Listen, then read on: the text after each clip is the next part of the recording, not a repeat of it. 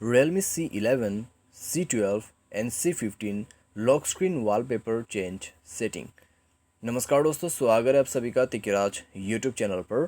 तो दोस्तों, आज के इस वीडियो पर मैं आपको बताऊंगा कि कैसे आप जो है अपने Realme के डिवाइस में लॉक स्क्रीन वॉलपेपर चेंज कैसे कर सकते हैं। ठीक है, लॉक स्क्रीन पे दोस्तों वॉलपेपर कैसे अप्लाई करना है यही मैं आपको इस वीडियो पे बता दूंगा। तो आप उसी के थ्रू जो है यहाँ पर अपने लॉक स्क्रीन का जो वॉलपेपर है उसको चेंज कर सकते हैं।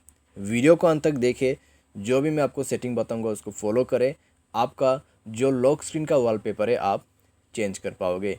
वीडियो शुरू करने से पहले दोस्तों, अगर आपने चैनल को सब्सक्राइब नहीं किया है तो सब्सक्राइब करके बेल आइकन को क्लिक करें।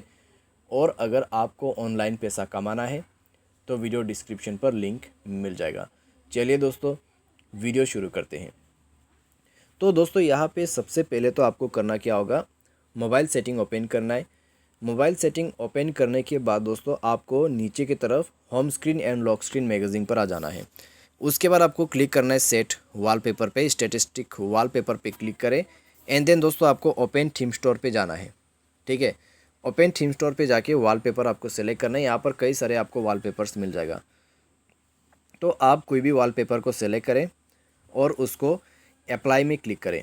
अप्लाई में क्लिक करने के बाद होगा क्या, आपके वॉलपेपर डाउनलोड हो जाएगा।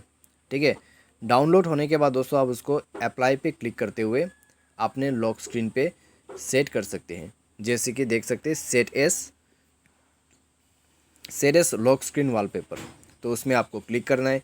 उसके बाद दोस्तों आपका जो सेटिंग है वो डन हो जाएगा।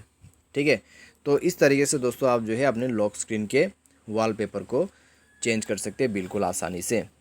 ठीक है, तो लॉक करके देखिए अपने मोबाइल को, इतना कर लेने के बाद चेंज हो गया होगा। उम्मीद करते हैं आपको वीडियो पसंद आया होगा। Thanks for watching.